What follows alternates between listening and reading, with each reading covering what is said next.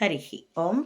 ప్రియపుత్రి పుత్రులారా, ఆ, వైఎస్ జగన్ని చూసి అసెంబ్లీ ఆ వ్యవహారంలో ఒక వీడియోలో నేను ఒక మాట చెప్పానండి. 11 సీట్లే ఏమిటి, 11 కూడా లేదు, ఒకటే. ఆ ట్యాంపరింగ్ అయిన 10 సీట్లు అతడికి ఇవ్వడానికి కారణం జగన్ పట్ల భయమే. కాబట్టి ఒకటే పో. అతడి వెనుకున్న ఏజెన్సీ పట్ల కూడా విపరీతమైన భయం కూటమికి అని చెప్తూ నేను ఒక మాట అన్నాను. సింహాసనం మీద కూర్చున్న కుక్క కుక్కే, అడవిలో బండరాయి మీద కూర్చున్న సింహం సింహమే అని. ఇది ఇప్పుడు చంబాని మోడీని ఉద్దేశించి వర్సెస్ జగన్ని ఉద్దేశించి మాత్రమే అనలేదండి.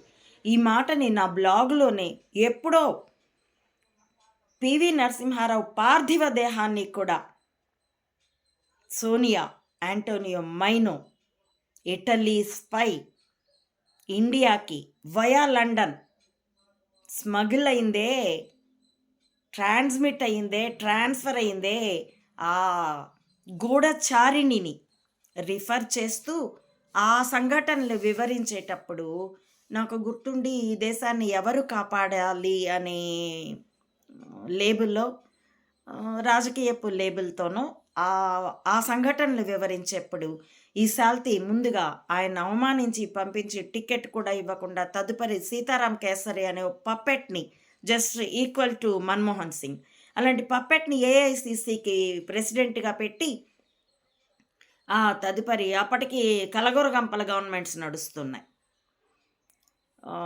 అది దేవగౌడ ఇలాంటి వాళ్ళతో. కాబట్టి 13 రోజుల వాజ్పేయి గవర్నమెంట్, 13 నెలల వాజ్పేయి గవర్నమెంట్, ఇట్లా ఆ ఎరాలో తదుపరి ఇంకా వీళ్ళంతా ఎందుకు పప్పెట్లో, నేనే ఏఐసిసి ప్రెసిడెంట్ని అన్నది. ఇందిరా కాంగ్రెస్ని ఇటలీ కాంగ్రెస్ చేసేసింది. వీటిని వివరిస్తూ అప్పుడు చెప్పాను, అది రాజ్యాంగేతర శక్తి, యూపీఏ గవర్నమెంట్కి చైర్పర్సన్, అది సృష్టించబడినటువంటి పదవి, రాజ్యాంగంలో లేనటువంటి పదవి. ఆ పదవిలో ఉండి చక్రం తిప్పుతూ ఉంటే దేశ విదేశాల నాయకులందరూ దాని కొంప చుట్టూ తిరుగుతూ ఉంటే దాని కొంపకు వెళ్తారు ఎల్కే అద్వానీ, ఎందుకంటే ప్రతిపక్ష నేత. అసలు సీట్లో ఉన్న మన్మోహన్ మొహం ఎవరూ చూసేవాళ్ళు కాదు. అవన్నీ కూడా నేను అక్కడ అక్షరబద్ధం చేశాను, ఫోటోలు కూడా అప్లోడ్ చేశాను. అప్పుడే ఉపయోగించాను ఈ మాట. మన్మోహన్ సింగ్నైనా మైనో పిట్ట అయిన bar women Antonio Maino alias Sonia ఏ సీట్లో కూర్చొనున్నా సింహాసనం మీద కూర్చున్న కుక్క కుక్కే, అడవిలో బండరాయి మీద కూర్చున్న సింహం సింహమే అని సోనియా వర్సెస్ పివి నరసింహారావు విషయంలో దీన్ని ఉపయోగించాను. ఇప్పుడు Chamba and Modi versus YS Jagan విషయంలో ఉపయోగించాను. కాబట్టి అందున ఆయన పేరే పివి నరసింహారావు. ప్రపంచపు పరిణామమే ఇదిగో ఇలా మారిపోయేటట్టు 30 ఏళ్ళు తిరిగేటప్పటికీ 300 ఏళ్ళుగా దోచుకున్నటువంటి అమెరికా దివాళా అంచుకొచ్చేసి ఇదిగో ఇప్పుడు అందరూ బయటికి పోతారా లేదా అని అరుస్తున్నాడు ట్రంప్. పివి నరసింహారావుకి గూఢచర్యపు పట్టు చిక్కింది, సోనియా పట్టుబడింది, డ్రామోజీ పట్టుబడ్డాడు అనగానే ప్రపంచ దేశాల వాళ్ళంతా, బ్రిటన్ ప్రధానమంత్రి అయితే పదే పదే తిరిగాడు ఇండియా చుట్టూ, పివి నరసింహారావు చుట్టూ.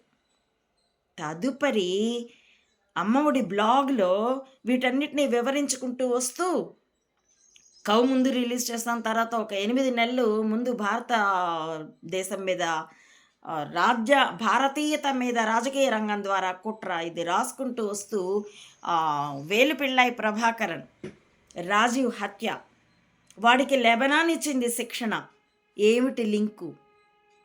వేలుపిళ్ళై ప్రభాకరన్ పట్టుబడితే ఎవరికి నష్టం ఎవరికి కష్టం అంటూ రాసేప్పటికీ అసలు ముందు రాజీవ్ హత్యని ఇట్లా వరుసగా దాని వెనుకున్న కార్యకారణ సంబంధాలని వివరించుకుంటూ వచ్చేప్పటికీ పరుగెత్తారు ప్రపంచ దేశాల అధ్యక్షులు, ప్రెసిడెంట్లు, ప్రధానమంత్రులు. దీవుల దగ్గర ప్రభాకరన్ గారిని, అతన్ని పెద్ద పులి, ఆ వేలుపిళ్ళై ప్రభాకర్ అన్న వాడిని పదే పదే ఎప్పుడు వాడి పేరెత్తినా ఈనాడు వాడు పెద్ద పులి అంటూ రాసేవాడు, పేపర్ పులి వాడిని చావగొట్టేటప్పుడు ఆ రాజపక్సే చుట్టూ తిరిగారు ప్రపంచ దేశాలు. ఆ రోజు అదే అడిగాడు మా సింహళ ప్రజల్ని. చివరికి తమిళుల్ని కూడా వాళ్ళు ఊచకోతకు వస్తున్నప్పుడు మీరంతా ఎక్కడికి వెళ్ళారు అని. అలా తదుపరి ఈ అరబ్ కంట్రీస్, ఒపెక్ కంట్రీస్ అన్నీ కూడాను భజన చేశాయే మోడీ కనుకొని. ఆ వాపును చూసి బలుపు అనుకున్నారు. మోడీ జస్ట్ ఇప్పుడు అతడు భారత్కి రిప్రజెంటేటివ్, అతడు మోడీ కాడు అని మేము అన్నాక, ఇప్పుడు అతగాడిని వదిలేసి ఆ 56 అంగుళాల ఛాతీని వదిలేసి మామూలుగా వాళ్ళ చట్టసభల్ని వేదమంతరాలతో ఎందుకు ప్రారంభిస్తూ ఉన్నారు. వాళ్ళ జెండాతో పాటు ఇండియా జెండా ఎందుకు ఎగరేస్తారు? ప్రయోజనం లేనిదే ఏ పని చేయని పదార్థవాదులు ఆ ముస్లిం దేశాల వాళ్ళు మరి ఎందుకు చేస్తున్నారనుకున్నారు? ఈ విధంగా ప్రపంచ చిత్రపటమే మారిపోయింది.